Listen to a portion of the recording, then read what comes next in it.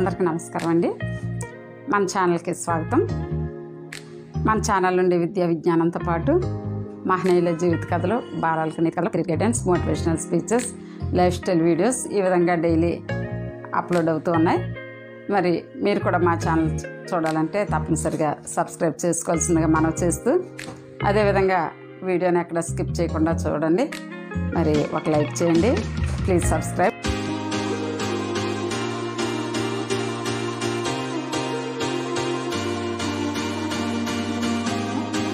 Hi friends, నమస్తే. ఈరోజు మనం కైకాల సత్యనారాయణ గారు, తెలుగు సినిమా నటుడు మరియు లోక్సభ సభ్యుడు. ఆయన గురించి, ఆయన జీవిత చరిత్రను తెలుసుకుందాం. కైకాల సత్యనారాయణ జననం 1935 జూలై 25, మరణం 2022 డిసెంబర్ 23. తెలుగు సినిమా సీనియర్ నటుడు, భారత పార్లమెంట్ మాజీ సభ్యుడు. 60 సంవత్సరాల సినీ జీవితంలో ఉన్న ఆయన 777 సినిమాల్లో నటించాడు. ఒక నటుడిగా ఆయన పౌరాణిక, సాంఘిక, చారిత్రక, జానపద పాత్రలు చేశారు. హాస్య, ప్రతినాయక, నాయక భూమికలు ఎన్నిటినో పోషించారు. తాను పోషించిన వైవిధ్యమైన పాత్రలకు గుర్తుగా ఆయన నవరస నటనా సార్వభౌమ అనే బిరుదు పొందారు. తెలుగు సినీ పరిశ్రమలో ఎస్వి రంగారావు తర్వాత అలాంటి వైవిధ్యభరితమైన పాత్రలు పోషించిన వారిలో ఈయన ఒకరు. 1959లో సిపాయి కూతురు అనే చిత్రంతో ఈయన సినీ రంగ ప్రవేశం చేశారు. తరువాత ఎక్కువగా ప్రతినాయక పాత్రలు పోషించారు. కైకాల సత్యనారాయణ గారి బయోగ్రఫీ చూద్దాం. జననం 1935 జూలై 25. జన్మించిన ప్రదేశం కౌతవరం, ఆంధ్రప్రదేశ్. మరణం 2022 డిసెంబర్ 23. మరణించే సమయానికి ఆయన వయసు 87 సంవత్సరాలు. మరణించిన ప్రదేశము హైదరాబాద్. ఇతర పేర్లు: నవరస నట సార్వభౌమ. వీటికి ప్రసిద్ధి సినిమాలు మరియు రాజకీయం. జీవిత భాగస్వామి నాగేశ్వరమ్మ. పిల్లలు 4: కైకాల లక్ష్మీనారాయణ, కైకాల రామారావు, వీరినే చిన్నబాబు అని కూడా అంటారు, కైకాల రమాదేవులతో సహా మరో కూతురు. తల్లిదండ్రులు కైకాల లక్ష్మీనారాయణ తండ్రి. బంధువులు కైకాల నాగేశ్వరరావు, సినీ నిర్మాత మరియు సోదరుడు. ఆయన వ్యక్తిగత జీవితం: కృష్ణా జిల్లా గుడ్లవల్లేరు మండలం కౌతరం గ్రామంలో కైకాల సత్యనారాయణ 1935 జూలై 25న జన్మించారు. ఆయన తండ్రి కైకాల లక్ష్మీనారాయణ. ఆయన ప్రాథమికోన్నత విద్యను గుడివాడ, విజయవాడలలో పూర్తి చేసి ది గుడివాడ కళాశాల, ఏఎన్ఆర్ కళాశాల నుండి పట్టభద్రుడయ్యారు. 1960 ఏప్రిల్ 10న నాగేశ్వరమ్మతో వివాహమైంది. ఆయనకు 2 కూతుళ్ళు, 2 కొడుకులు ఉన్నారు. సినీ జీవితం: నాటకాలు వేసే సమయంలోనే సినిమాలలో పనిచేస్తారా అని ఒక దర్శకుడు అడుగగా, నేను ముందు డిగ్రీ పూర్తి చేసుకోవాలి, డిగ్రీ చదివిన తర్వాతే సినిమాల గురించి ఆలోచిస్తాను అని చెప్పారు. చదువు పూర్తి చేసుకున్న తర్వాత అవకాశాల కోసం సత్యనారాయణ మద్రాసు వెళ్ళారు. సినిమాలో రోలు వచ్చే అవకాశం ఉంది, 4 రోజులు ఆగి రమ్మని దర్శకుడు చెప్పడంతో మద్రాసులోనే కొన్ని రోజులు ఉండిపోదామని నిర్ణయించుకున్నారు. మద్రాసులో ఉన్న రోజులలో చాలా అవకాశాలు వచ్చినా ఏ సినిమాకి కూడా సెలెక్ట్ కాలేదు. అవకాశాలు వెతుకుతున్న సమయంలో రూమ్ లేక 15 రోజులు ఒక పార్కులోనే పడుకునేవారు. ఇంత కఠిన సమయంలో కూడా మద్రాసు వదిలి వెళ్ళకూడదు అని నిశ్చయించుకొని అక్కడే ఉండి ప్రయత్నాలు చేసేవారు. రూము దొరికిన తర్వాత రోజంతా అలసిపోయిన కారణంగా కాఫీ ఆర్డర్ చేశారు. కాఫీ అంతా తాగిన తర్వాత సాలెపురుగు భాగంలో ఉండడం గమనించాడు. తన తోటి రూమ్ సభ్యులతో సాలెపురుగు వల్ల శరీరంలో విషము ఎక్కుతుందని చెప్పగా హాస్పిటల్కు వెళ్లకుండా రూమ్లోనే ఉండిపోయారు. నేను ఉదయం లేస్తాను, లేకపోతే ఈ సాలెపురుగు విషం వల్ల చనిపోతాను అని చెప్పి పడుకున్నారు. ఆ ఉదయం ఆరోగ్యంగా లేవటం, సినీ పరిశ్రమలో రావటం కైకాల సత్యనారాయణ జీవితమే మారిపోయింది. కైకాల సత్యనారాయణకు 1959వ సంవత్సరంలో సిపాయి కూతురులో డిఎల్ నారాయణ ద్వారా అవకాశం దొరికింది. ఎన్టీఆర్ గారి పోలిక కలిగి ఉండడం వల్ల ఎన్టీఆర్కు డూప్లాగా నటించారు. 750 సినిమాల్లో వివిధ రకాల పాత్రలను పోషించి తెలుగువారి హృదయాలను తన నటన ద్వారా గెలుచుకున్నారు. దేవుళ్లకు సంబంధించిన పాత్రల్లో సత్యనారాయణ గారికి సాటి ఎవరు లేరని చెప్పవచ్చు. యముడిగా, రావణుడిగా, దుర్యోధనుడిగా నటించి ఆ పాత్రలకు జీవం పోశారు. 1996వ సంవత్సరంలో తెలుగుదేశం పార్టీ తరపున మచిలీపట్నం నియోజకవర్గం నుంచి లోక్సభకు ఎన్నికయ్యారు. సత్యనారాయణ ఆరోగ్యంగా ఉండాలంటే మంచి అలవాట్లను, మంచి ఆహారాన్ని తీసుకోవాలని భావిస్తారు. జీవితంలో ఎక్కువ బాధపడకుండా ఉండటమే మనిషి ఆరోగ్యానికి సహాయం చేస్తుందని కూడా చెప్తారు. కైకాల సత్యనారాయణకు 2011వ సంవత్సరంలో రఘుపతి వెంకయ్య అవార్డు, 2017లో లైఫ్ టైమ్ అచీవ్మెంట్ అవార్డు కూడా ఇవ్వటం జరిగింది. తన నటన ద్వారా ఎలా గంభీరమైన కాయంతో, కంచు కంఠంతో సినిమాలలో వేషాల కోసం సత్యనారాయణ మద్రాసు వెళ్ళారు. అతన్ని మొదట గుర్తించింది డిఎల్ నారాయణ. 1959లో నారాయణ సిపాయి కూతురు అనే సినిమాలో సత్యనారాయణకు ఒక పాత్ర ఇచ్చారు. దానికి దర్శకుడు చంగయ్య. ఆ సినిమా బాక్సాఫీస్ దగ్గర బోల్తా పడినా సత్యనారాయణ ప్రతిభను గుర్తించారు. అలా గుర్తించడానికి అసలు కారణం అతను రూపురేఖలు ఎన్టీఆర్ను పోలి ఉండటమే. ఎన్టీఆర్కు ఒక మంచి నకలు దొరికినట్లు అయింది. అప్పుడు ఎన్టీఆర్ కూడా ఇతన్ని గమనించారు. 1960లో ఎన్టీఆర్ తన సహస్ర శిరచ్ఛేద అపూర్వ చింతామణిలో ఇతనుకు ఒక పాత్రను ఇచ్చారు. ఈ సినిమాకి దర్శకత్వం వహించిన వారు ఎస్డి లాల్. ఈ సినిమాలో సత్యనారాయణ యువరాజు పాత్ర వేశారు. సత్యనారాయణను ఒక ప్రతినాయకుడిగా చిత్రించవచ్చని కనిపెట్టినది బి విఠలాచార్య. ఇది సత్యనారాయణ సినిమా జీవితాన్నే మార్చేసింది. విఠలాచార్య సత్యనారాయణ చేత ప్రతినాయకుడిగా కనకదుర్గ పూజా మహిమలో వేయించాడు. ఈ పాత్రలో సత్యనారాయణ సరిగ్గా ఇమడటంతో తర్వాతి సినిమాల్లో అతను ప్రతినాయకుడిగా స్థిరపడిపోయాడు. ప్రతినాయకుడిగా తన యాత్ర కొనసాగిస్తూనే సత్యనారాయణ సహాయ పాత్రలు కూడా వేశారు. ఇది ఆయనను సంపూర్ణ నటుడిగా చేసింది. తెలుగు చిత్ర పరిశ్రమకు సత్యనారాయణ రూపంలో విలక్షణ నటుడు దొరికినట్లయింది. అతను యమగోళ, యమలీల చిత్రాల్లో యముడిగా వేసి అలరించాడు. కృష్ణుడిగా, రాముడిగా ఎన్టీఆర్ ఎలానో యముడిగా సత్యనారాయణ అలా. ఎస్వి రంగారావు ధరించిన పాత్రలను చాలా వరకు సత్యనారాయణ పోషించారు. పౌరాణికాల్లో రావణుడు, దుర్యోధనుడు, యముడు, ఘటోత్కచుడు, సాంఘికాల్లో రౌడీ, కథానాయకుని తండ్రి, తాత మొదలైనవి నటించారు.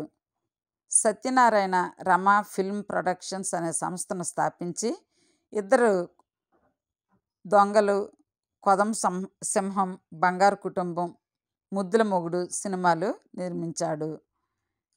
రాజకీయాలు 1996లో ఆయన రాజకీయాల్లోకి వచ్చి మచిలీపట్నం నియోజకవర్గం నుండి తెలుగుదేశం పార్టీ అభ్యర్థిగా పోటీ చేసి 11వ లోక్సభకు ఎన్నికయ్యారు. నటించిన సినిమాల జాబితా: సపాయి కూతురు 1959, లవకుశ 1963, పాండవ వనవాసం 1965, పరమానందయ్య శిష్యుల కథ 1966, ప్రేమ్ నగర్ 1971, తాతా మనవడు 1973, నిప్పులాంటి మనిషి షేర్ ఖాన్ 1974లో ఇది నటించారు.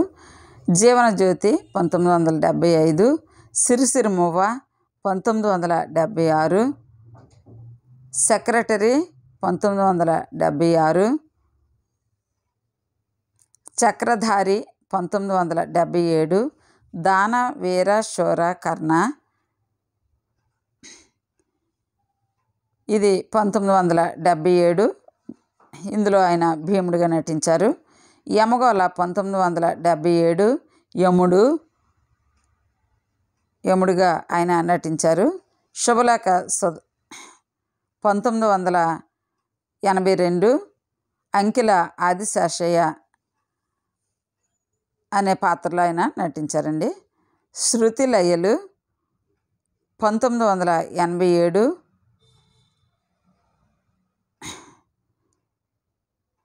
వాసిరెడ్డి వెంకటాద్రి నాయుడు రుద్రవీణ 1988, నారీ నారీ నడుమ మురారి 1990, జానకి రామయ్య,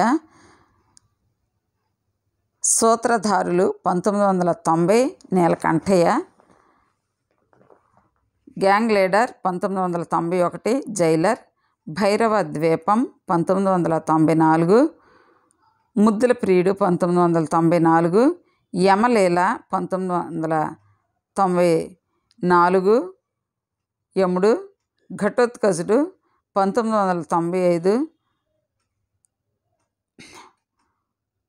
ఘటోత్కచుడుగానే నటించారు. అందులో సాహసవీరుడు సాగరకన్య 1996, సూర్యవంశం 1998, శుభాకాంక్షలు 1998, సీతారామయ్య, సమరసింహారెడ్డి 1999, మురారి 2001, అరుంధతి 2009, నరసింహుడు 2005. మరి నిర్మాతగా ఆయన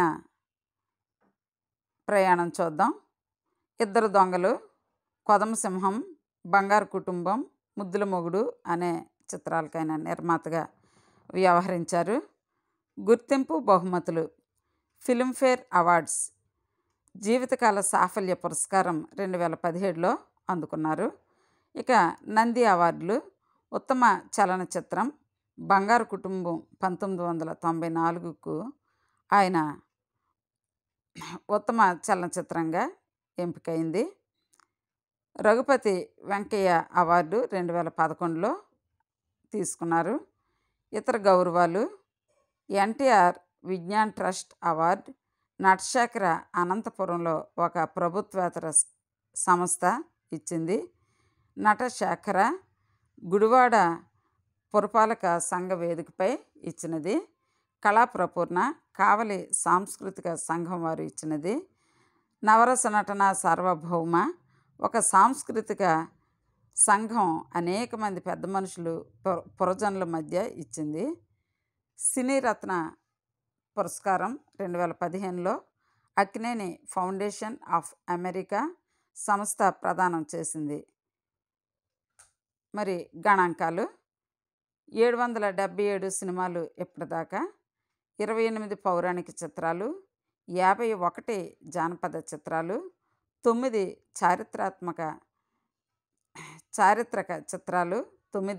చారిత్రక చిత్రాలు, 200 మంది దర్శకులతో పనిచేశారు. 223 సినిమాలు 100 రోజులు ఆడాయి.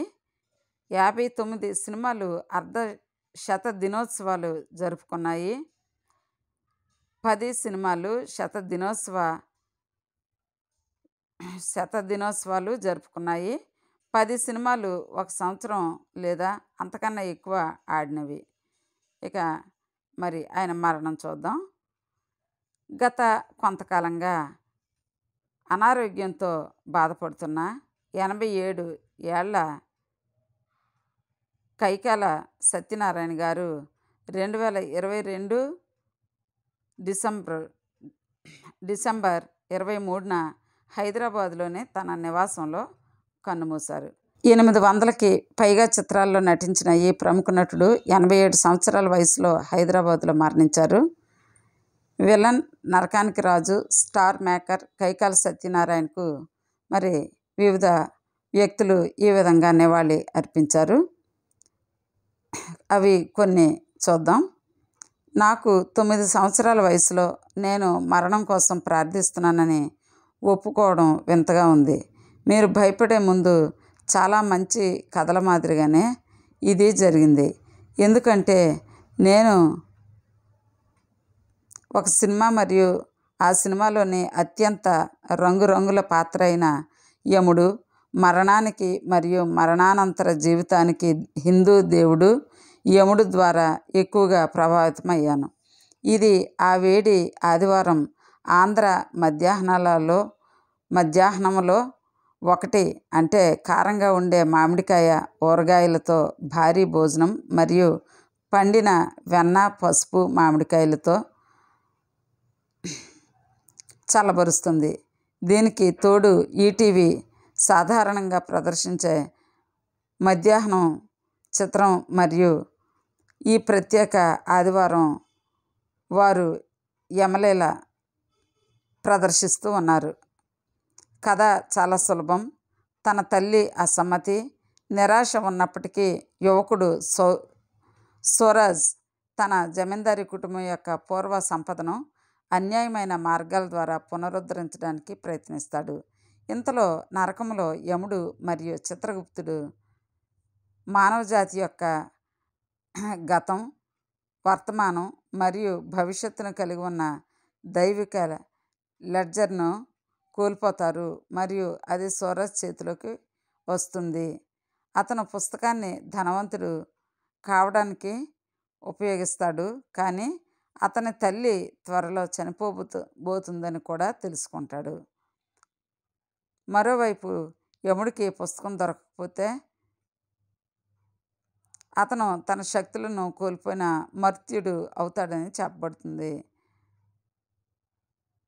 మరి హీరో తన తల్లిని కాపాడుకోగలిగాడా? యమ దైవిక పుస్తకముని కనుగొనగలిగాడా? ఎవరు శిక్షింపబడ్డారు మరియు వారు ఎలా శిక్షింపబడ్డారు మరియు దీనికి విరుద్ధంగా ఎవరు క్షమించబడ్డారు మరియు ఎందుకు? ఈ పైన అడిగినటువంటి ఈ ప్రశ్నలన్నిటికీ కూడా మరి అందులో సినిమాలో చక్కని సమాధానాలు ఉన్నాయి.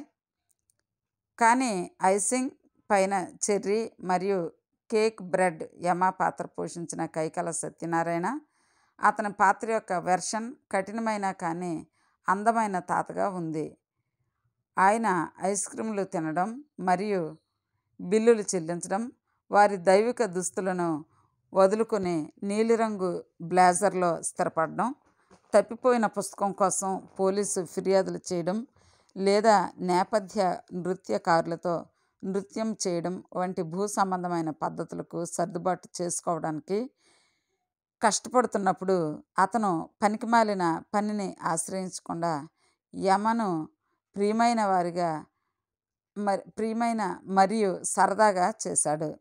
ఈ సినిమా మనిషి వర్సెస్ విధి అనే అస్తిత్వ కథను చెప్పినప్పటికీ ఇక్కడ యమ తన వైభవంతో నృత్యం చేస్తూ సరదాగా గడుపుతూ క్రూరమైన ప్రపంచంలో మరణం న్యాయంగా ఉండదని మరియు తల్లి సెంటిమెంట్ పట్ల మక్కువ కలిగి ఉంటుందని మనందరికీ బోధిస్తున్నారు. కైకాల సత్యనారాయణ యమ పాత్ర పోషించడము ఇదే మొదటిసారి కాదు. తెలుగు చిత్ర పరిశ్రమలో ఏ నటుడైనా గొప్పతనానికి గుర్తుండిపోయే లక్షణం ఆ పాత్ర ద్వారా గుర్తుండిపోతుంది. ఎన్టీ రామారావు హిందూ దేవుడైన కృష్ణుడిని పరిపూర్ణం చేశాడు. ఏ నాగేశ్వరరావు గారు విషాదకరమైన దేవదాసును తనదిగా చేసుకున్నారు. మరియు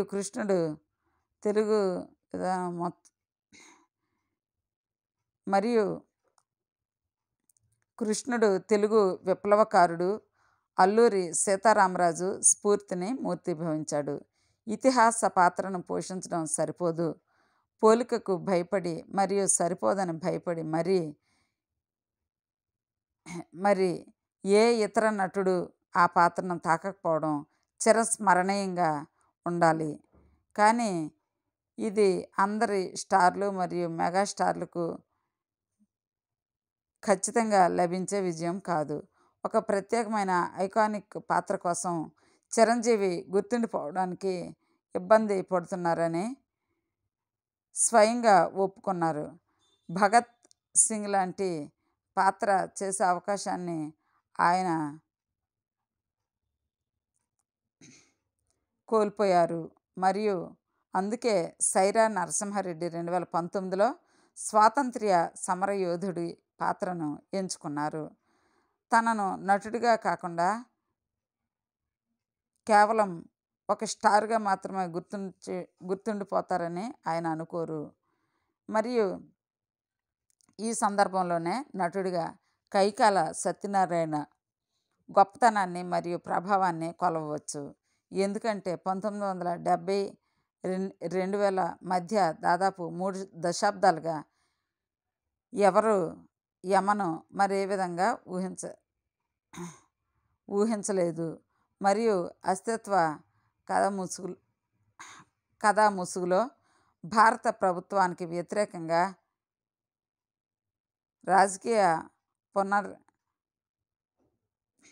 రాజకీయ వ్యంగ్యమైన యమగోళ 1977 చిత్రంలో తెలుగు సినిమా అతిపెద్ద స్టార్ సరసన పాత్రను పోషించడం ద్వారా అతను దానిని తనదిగా చేసుకున్నారు.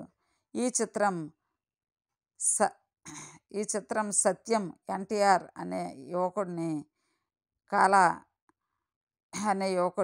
అకాల హత్య చేసి నరకానికి పంపడం గురించి. ఇది అధిక పని చేసే న్యాయ వ్యవస్థకు ఒక రూపకం.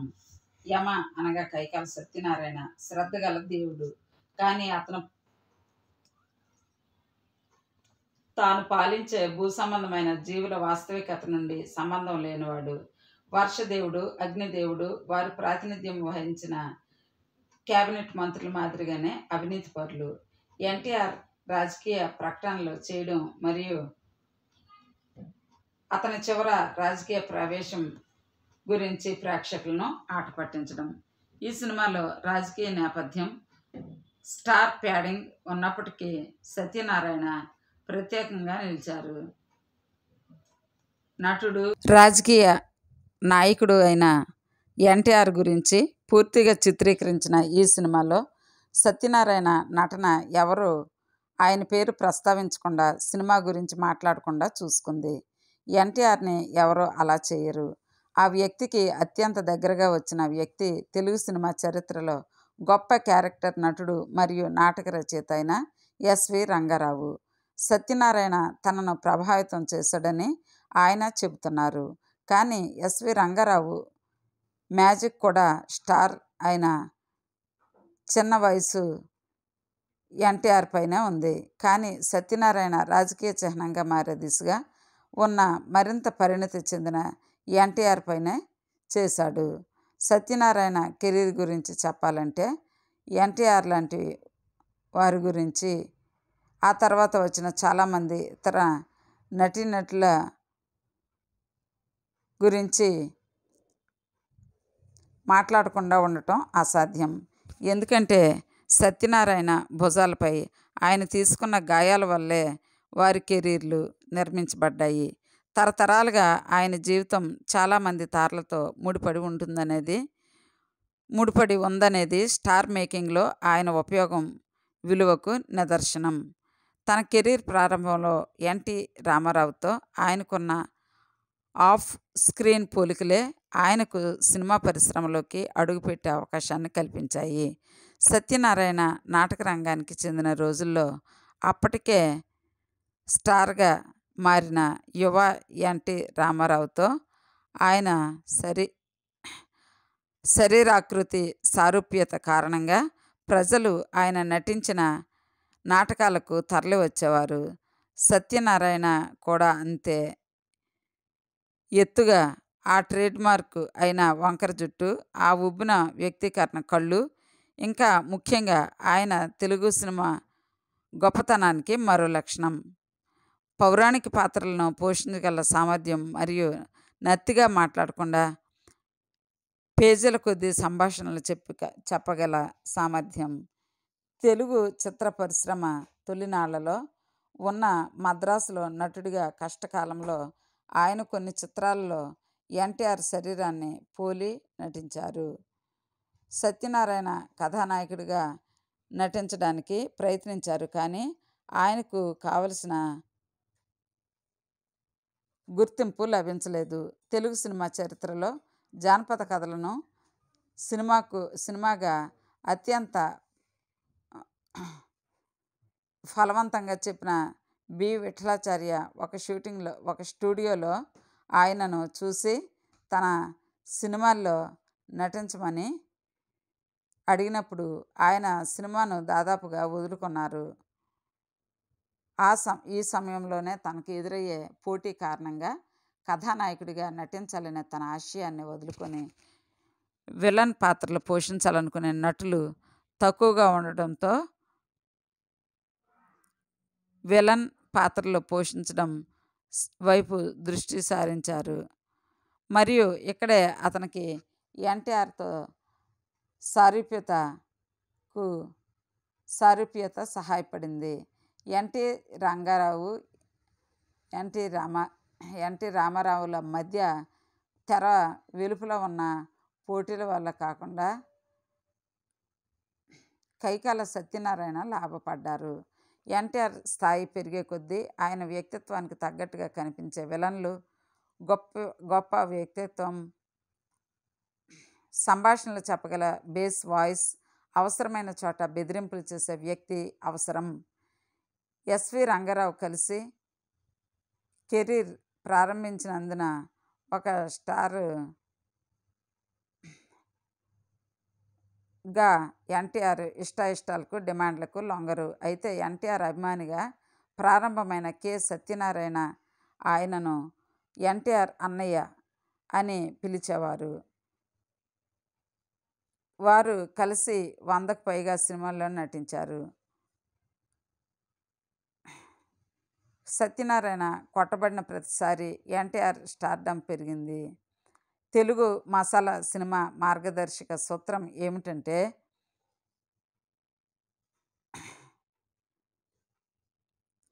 విలన్ ఎంత పెద్దవాడైతే విలన్ చంపబడిన తరువాత అతను అంత పెద్ద స్టార్ అవుతాడు. స్టార్ మెటీరియల్ కావాలనుకునే ఏ నటుడికైనా సత్యనారాయణ సరైన ఆదర్శం. దుర్యోధనుడు, కీచకుడు వంటి పౌరాణిక విలన్లుగా నటించగలడు. క్లాసిక్ దుష్ట జమీందారుగా నటించగలడు. మహిళలను భయపెట్టే కాముకుడిగా. ఒక సమయంలో అతను తెరపై అత్యాచారాలకు పాల్పడినందున అతన్ని రేప్ల నారాయణ అని పిలిచేవారు. నటించగలడు. పిశాచాలతో నృత్యం చేసే సున్నితమైన స్మగ్లర్గా నటించగలరు. ఆయనకు అన్ని వయసుల వారిని పోషించగల గిరిగీత్ సామర్థ్యం ఉంది. అతను కొన్ని చిత్రాల్లో ఎన్టీఆర్ తండ్రిగా నటించడం నుంచి ఎన్టీఆర్ సోదరుడిగా నటించగలిగాడు. మరియు మరొక చిత్రంలో అతను అంతే సులభంగా దారి తప్పిన కొడుకుగా నటించగలిగారు. తన కెరీర్ ముందుకు సాగుతున్న కొద్దీ అతను సహాయక పాత్రలు చేయడం ప్రారంభించారు. మరియు ఇక్కడ కూడా ఆయన్ను ప్రముఖ వ్యక్తులు, హీరో స్వర్గంలోకి తీసుకురావడానికి ఉపయోగించుకుంటున్నారు. హీరోగా ఉండటానికి ప్రయత్నిస్తున్న హా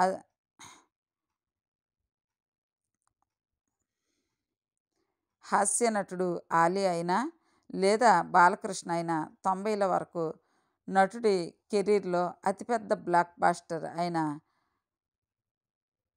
సమరసింహారెడ్డి 1999లోని అత్యంత ప్రసిద్ధ సన్నివేశానికి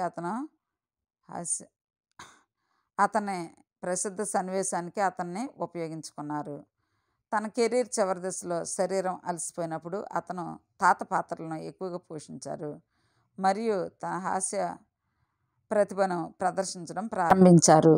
దీనివలన అతను మురారి 2001 మరియు అరుంధతి 2009 వంటి చిత్రాలలో ఒక చిరస్మరణీయ పాత్ర పోషించారు. 1996లో మచిలీపట్నం నుండి తెలుగుదేశం పార్టీ తరపున పోటీ చేసిన పార్లమెంట్ సభ్యుడిగా ఆయన స్వల్పకాలికంగానే ఉన్నారు. ఆ పార్టీని ఎన్టీఆర్ స్థాపించారు మరియు ఎన్టీఆర్ మరణం తర్వాత ఆయన పోటీ చేశారు. 2 ఏళ్ల తర్వాత జరిగిన ఎన్నికల్లో తిరిగి ఆయన ఓడిపోయారు మరియు నిజమైన రాజకీయ ఆశయాల కోసం కాకుండా ఎన్టీఆర్ పట్ల కృతజ్ఞతతోనే తాను ఇలా చేశానని చెప్పారు. దాదాపు 800 సినిమాల్లో నటించిన ఆయన తన ప్రతిభను గుర్తించి కేంద్ర ప్రభుత్వం నుంచి ఎలాంటి అవార్డులు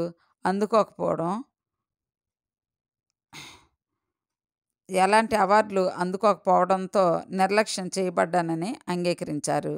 తన తర్వాత వచ్చిన నటులు అలాంటి గౌరవాలు పొందినప్పటికీ టీడీపీ పట్ల తనకున్న విధేయత కారణంగానే తనను నిర్లక్ష్యం చేసి ఉండవచ్చునని మన్మోహన్ సింగ్ ప్రభుత్వ హయాంలో సత్యనారాయణ అభిమాని, ప్రధానమంత్రి కార్యాలయం మాజీ మీడియా సలహాదారు, ప్రధాన ప్రతినిధి సంజయ్ బార్క్ తన కోసం తీవ్రంగా లాబియింగ్ చేసినప్పటికీ ప్రభుత్వం వెనక్కి తగ్గలేదని ఆయన అన్నారు. కానీ అదే ప్రభుత్వం సావిత్రి, ఎస్వి రంగారావు వంటి వారికి ఎటువంటి అవార్డులు ఇవ్వకపోవడంతో తాను దానికి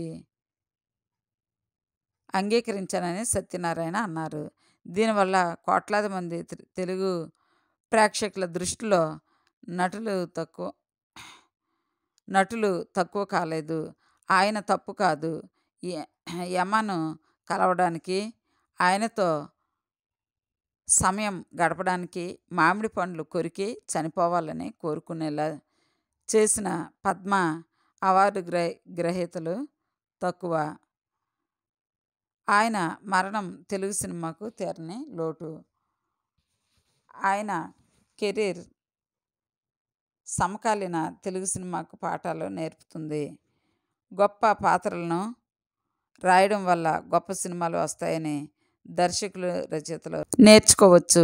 చిరస్మరణీయ పాత్రలలో ప్రతిభావంతులైన నటులతో కలిసి నటించడం వల్ల తమ గొప్పతనానికి దోహదపడుతుందని హీరోలు నేర్చుకోవచ్చు.